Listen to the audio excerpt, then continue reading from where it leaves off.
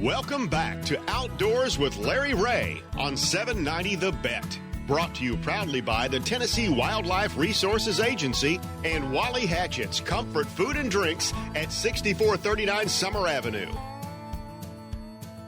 Hey, good Saturday morning. Welcome back to Outdoors with Larry Ray as we roll into our 21st year on the air.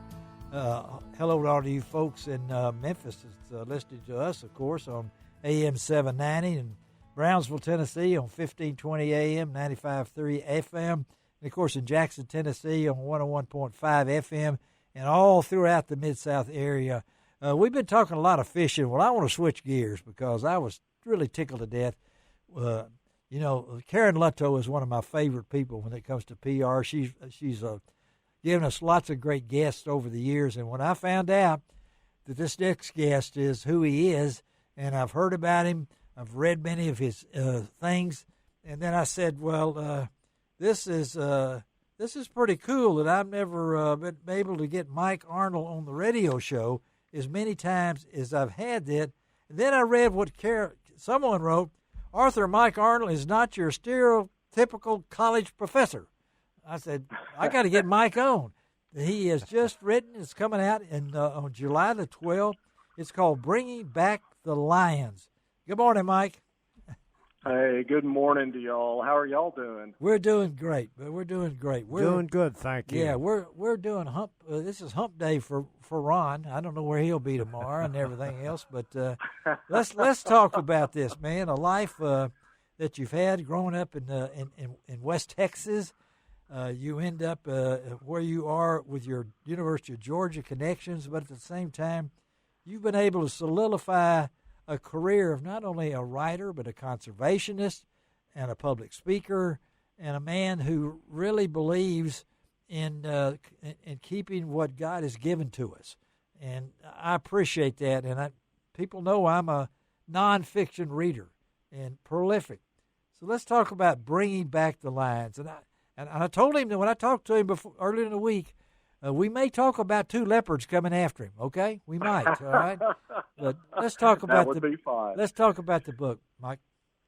Okay, well, bringing back the lions. The idea came up a couple of years back, actually, or about 3 years back, when I was talking to an outfitter over in Mozambique, Mark Haldane, and I was going to go hunt with Mark in a place called Catata 11, and I knew a little bit about it. I'd never been there, but I knew a little bit about it from friends and writers and reading articles and stuff. And I asked Mark, you know, as I started interviewing him for an article actually about his life before I ever went over, I said, what would you think about a book about this place? And Mark's answer immediately was, I don't want a book about me. Oh, he doesn't. And I said, he doesn't. I said, well, I appreciate that, but that's not actually what I just said. Yes. And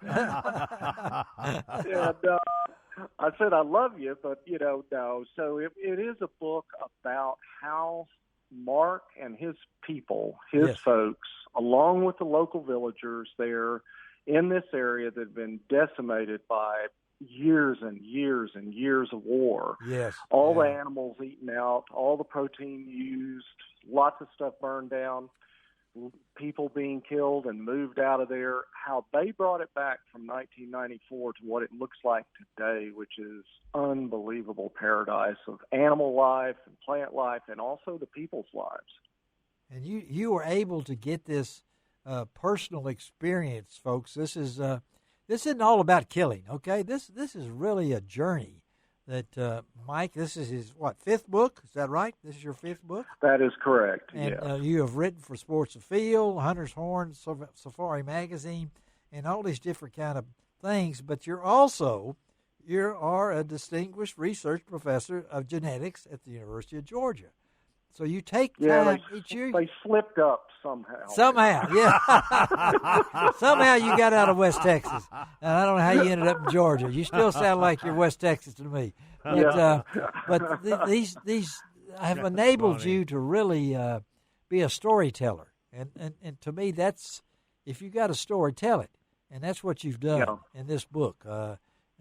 It's almost like I have never written a journal until I started my cancer process 3 months ago, and now I have a journal, it's enabled me to keep up with what's going on with me.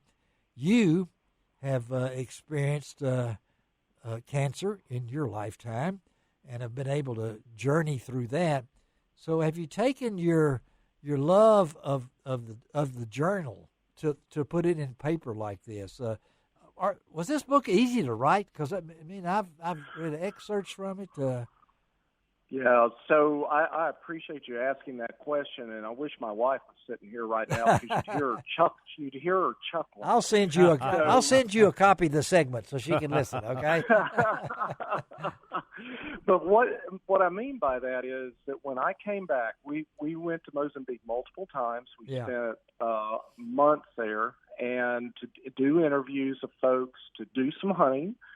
Definitely hunting while we were there, to meet people, to try to figure out how this place ticked. Yes. When I came back from the first trip, I looked at Frances, my wife, of 45 years now, and I looked at her and I said, I can't do this. Oh. I've written 4 other books, but there is no way I can do this. I don't know where to start. Oh, my. And she gave me the most wonderful, and I'm a writer. I write. Yes, you do. That's what I love doing. Yeah. But, I love doing it. But she said, honey, sit down with the photos. We had thousands of photographs. Uh-huh. And she said, sit down with the photographs and start writing stories about your photographs. There you go. She said, that's what you always do. Yes. And I don't know why I was feeling so overwhelmed. So I just want to throw that out there for folks who say, oh, I'd never be able to do that. We all feel that way. We do. Yeah. We really all feel overwhelmed in whatever task we have and thinking, oh, shoot, I can't do that. But so once I got started, the stories started coming out. Yes. And then it became a norm. And you write, Larry, I mean, Oh, yeah. It became that process of reliving those events. Like you said about the leopards. Well, leopards, I got to say, we don't have a lot of, but when I got to the part about the leopards, I mean, a male leopard, a female leopard, and they're all coming at you. They're all roaring, and all these different kind of things going on. I can't imagine. 30 seconds may feel like 3 hours to you when things were going on in that, and you were so intense when I was reading that segment of it that I felt like I was right there with you. And that's that's what a writer wants to do, in my opinion. He wants to put you in that situation. And and our listeners would like to know that. I mean, it had to be a hair raiser. I mean, So. Well, it was interesting. The funniest part of that whole night, and just to sum it up, is that I had two 20-somethings millennials or 30-something millennials, fit guys, hunters and dog handlers who I was trying to keep up with, this old guy trying to run through the whole night. I mean, we were there for about 10 and a half hours. We were running about 10 and a half hours. Yeah. And about every 15 seconds, I thought, I'm insane. And then trying to keep up with the dogs and them. But then we got to the tree. And we saw the male leopard that was in the tree, and this was for collaring, like that chapter said. You were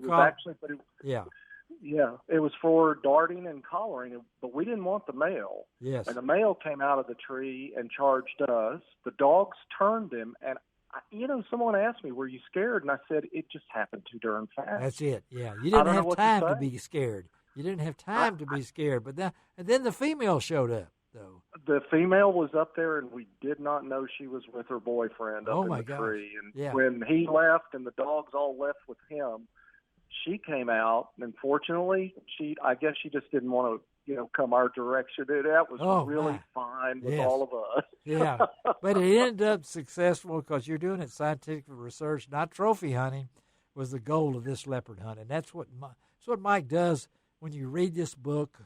And it's coming out, as I said, July the 12th, Bringing Back the Lions. So Mike, tell my listeners out there, where can they go to find it, to get a copy reserved, whatever? Absolutely. They can go to bringingbackthelions.com, and there is a button right there that says that we will notify them with an email as soon as the book appears. But there will also, when we send them that email, It'll also direct them back to where they can go either to Amazon or Ingram Spark or back to our website and order it there, wherever they want to go to. But if they go to bringingbackthelions.com, that's it. And it'll take them straight to a page right now where they can also read an excerpt, by the way. Yes, they can. That you're referring to with the leopards. With the leopards, and also you can just Google Michael Arnold. I'm calling him Mike, but this is the guy that killed a deer, first deer when he was 5.